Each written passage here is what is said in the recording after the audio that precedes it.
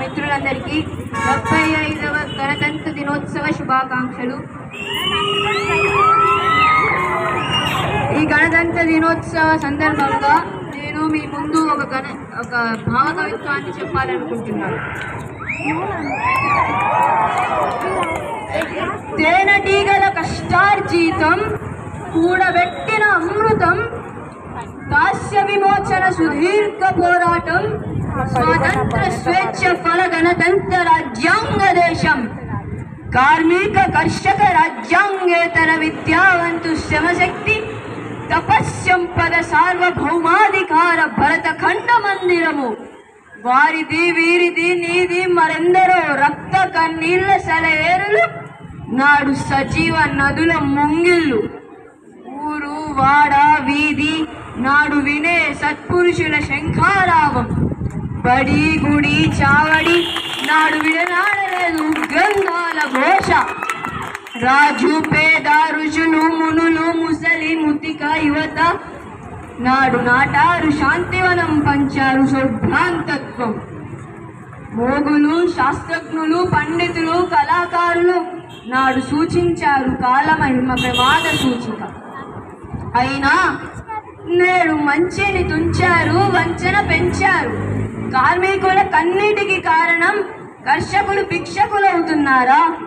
కారణం మట్టిని మలినం అనుకున్నాడా? భూమిని భారం అనుకున్నాడా?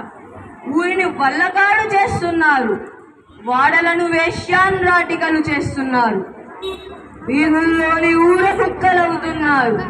పసిపిల్లల బడులు పాపాల భైరవులకు వనమాలు తెప్పిస్తున్నాయా?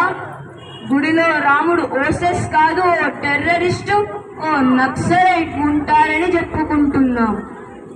మంచిని మూటల్లో కట్టి పాపాన్ని పరువుగా మూట కట్టినంత కాలము మనిషికి మోక్షం ముమ్మాటికి దుర్బలం. నిరుత్సాహము నింపుకున్న నీ వాళ్ళను చూడు, గాలి కన్నా వేగంగా వ్యాపించే సంతాన భారతిని చూడు. పుట్టడం మాటాటు ఉంచి పిండాన్ని తల్లి గర్భంలోనే వెంటాడే కాలుష్య వేటగాళ్లను చూడు.